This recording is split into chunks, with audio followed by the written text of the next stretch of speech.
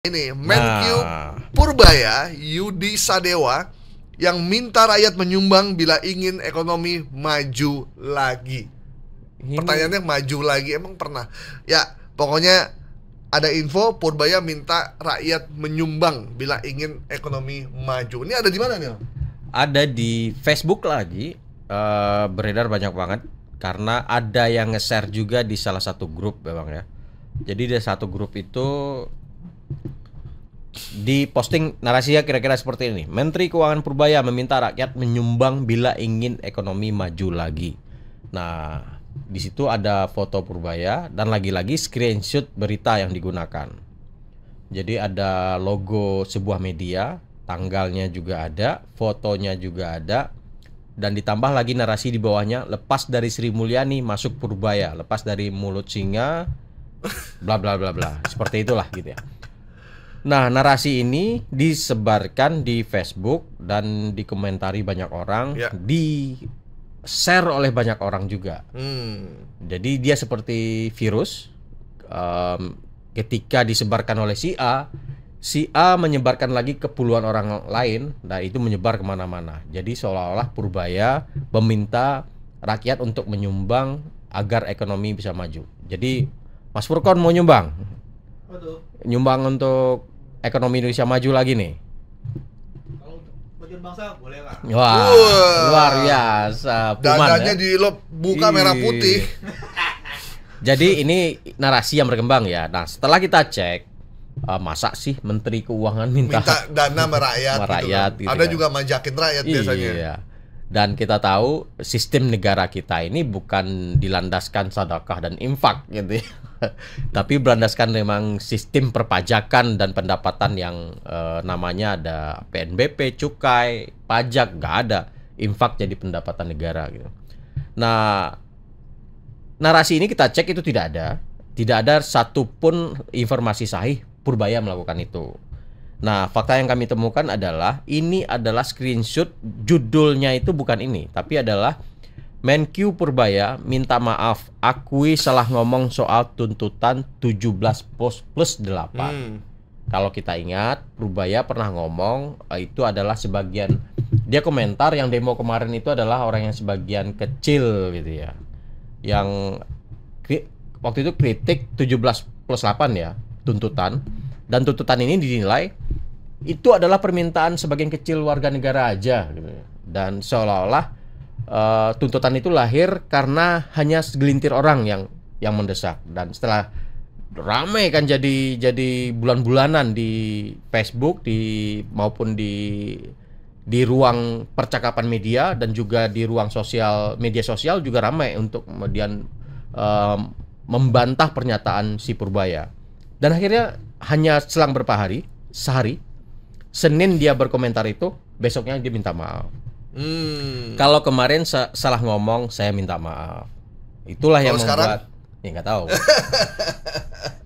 Jadi dia meluruskan itu bahwa saya tidak ada maksud itu. Yang soal demo kemarin ya, tuntutan itu kan.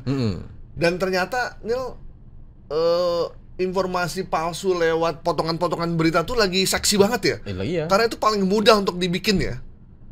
Paling cepat, paling mudah, aplikasinya juga ada tersedia, gratis. Dan orang kayak ke gandrung gitu. Gue bikin judul ini, yang suka banyak, yang percaya banyak gitu. Bikin lagi akhirnya gitu. Nah, bulan depan dapat transferan. Wah, kok enak. Enak nih, cuma bikin palsu doang gitu. Terus nggak ada teguran, nggak ada orang Komdigi telepon, nggak ada macem-macem, lanjut lagi, bikin lagi. Terus duit nambah lagi. Ini luar biasa banget nih kalau kayak begini caranya nih. Tadi saya ketemu sama seorang pengusaha otomotif.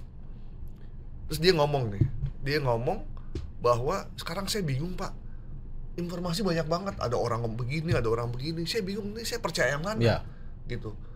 Jadi akhirnya daripada saya bingung, karena saya nggak nonton media, nggak nonton medsos, saya diem aja udah, karena saya mumet yang mana yang mau saya percaya gitu. Bapak dapat info mana? Ya banyak tuh, ada info-info beredar ini begitu. Itu bener yang mana ya?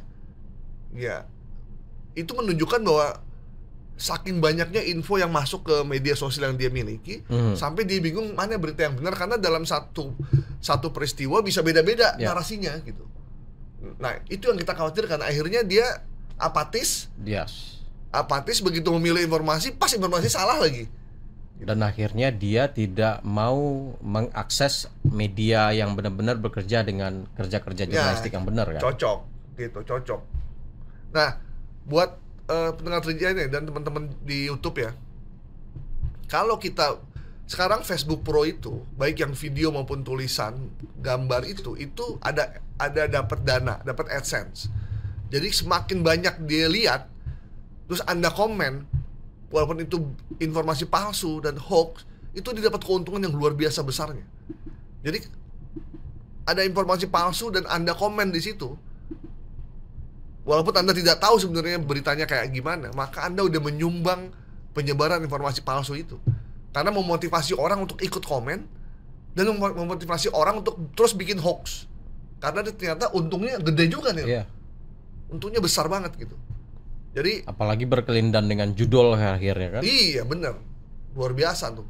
Yang saya khawatir ternyata judul-judulnya ikut terlibat. Kemarin ada Dirjen kan waktu itu ketemu sama kita.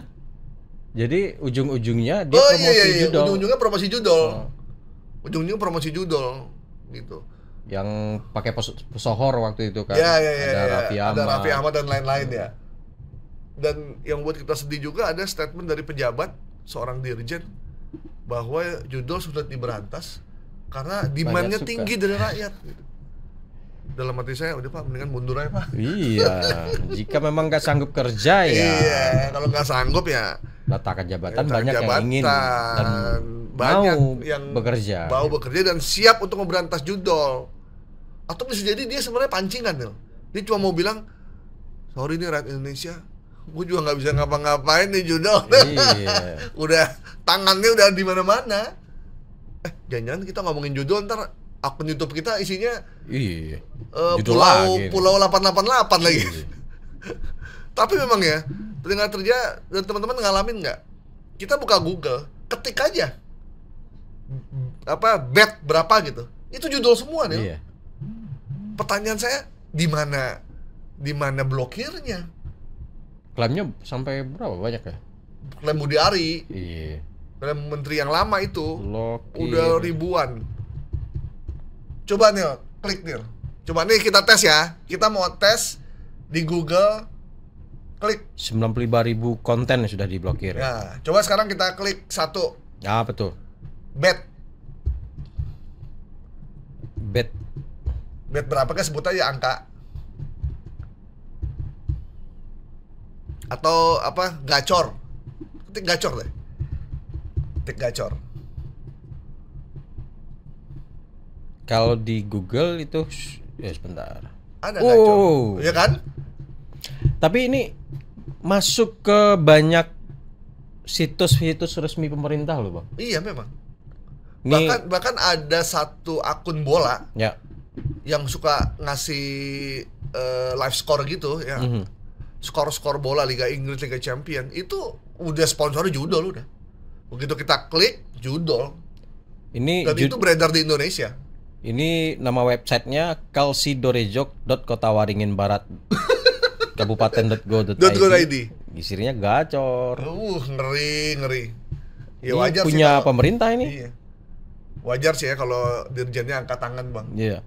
Kemarin juga ada website kampus juga, Bang. Dimasukin juga. Ya. Sebenarnya yang dikerjain apa ya? Website pemerintah kabupaten yang banyak banget. Ini juga pemerintah Kabupaten Banjarnegara. Itu maksudnya dia tuh numpang di situ ya, Nil? Iya, dia disisipin di situ. Tapi itu pengelola website tahu nggak? Atau nggak ngerti dia mesti gimana ya? Nah, ini dia nih. Harusnya Kominfo beresin ini nih. Bang Furkan, besok kita undang deh Kominfo ya, Komdigi ya. Boleh karena banyak lembaga negara, website lembaga pemerintah di kabupaten kota itu yang disusupi oleh judul. Kedua, banyak website kampus yang juga disusupi oleh judul. Ya. Kita undang dirjen yang pengawasan digital itu deh. Kominfo ya? Ya, Ntar coba. Komdigi Coba untuk kita klik. biar kita ngobrol-ngobrol di sini biar clear. Iya. Kasian nih situasinya rakyat lagi berat. Bukan berarti demand tinggi terus kita biarkan. Misalnya ada orang lagi maling ayam. Ya, di kampung itu maling ayam lagi tinggi. Terus kata hansipnya atau kata lurahnya, ya kita nggak bisa menangkap maling karena demand maling lagi tinggi. jadi mohon warga harap maklum aja. Kalau ayamnya hilang karena demand maling untuk maling ayam itu lagi tinggi banget, lagi tinggi-tingginya. Jadi yang penting sapi Anda aman. Gimana aman Bang kalau malingnya tinggi? Iya bukan, kan ini lagi tinggi maling ayam. Ya udah, kita nggak bisa ngapa-ngapain. Oh ya, sapinya aman. Sapinya aman, paling ayamnya aja yang hilang gitu. Ya. Jadi mohon maaf nih, kita nggak bisa ngapa-ngapain nih ya, karena demand lagi tinggi-tingginya, kita nggak sanggup nih nahan gitu. Jadi ya itulah salah satu keunikan dari satu negeri di kawasan Sierra Leone di Afrika ya. Kalau di Indonesia mah nggak kayak begitu. Begitu ada penjahat, kami siap melawan. Menegakkan keadilan untuk kepentingan rakyat Indonesia supaya aman. Itulah NKRI. Kalau yang tadi itu, yang kami tidak sanggup karena demand judul bukan tinggi. Merah putih itu. Itu bukan merah putih. Itu pasti kalau nggak di Nicaragua, kalau nggak di Benin, kawasan Afrika bagian utara. Di Indonesia nggak. Mana lagi? Kalau pejabat-pejabat kita mah, sangat peduli dengan korsanya membela negara itu. Merah putih. Belah dadaku, keluar merah putih. Kerja keras di tempat, ayo. Oke, informasi yang menyebutkan bahwa yang mana nih? Menkyu Purbaya minta rakyat menyumbang bila ingin Indonesia maju lagi. Kita nyatakan hoax ya. Pak Purbaya tidak pernah ngomong begitu. Pak Purbaya cuma bilang saya tidak setuju tax amnesty. Karena itu kibul-kibul dari beberapa orang yang memang nunggak pajak. Yes. Begitu, setuju Pak. Gitu kan? Kita udah tahu Pak, ini Pak Purbaya memang top nih. Ya. Kalau gitu kita setuju ya. Ya, kalau itu setuju. Masa tax amnesty tiap tahun? Iya, masa tax amnesty udah kayak ngambil jatah apaan tiap tahun. Enak banget. Kita ngemplang aja hari ini, besok juga diampuni. Itu bisa-bisanya mereka aja itu. Setuju Pak? Setuju. Gas Pak, gas. Ya. Banyak Bang Firaun Pak di sini Pak. Udah saatnya mereka diberantas. Yang kaya makin kaya, yang miskin makin miskin. Yang kaya makin kaya, yang miskin makin miskin. Itulah hidup.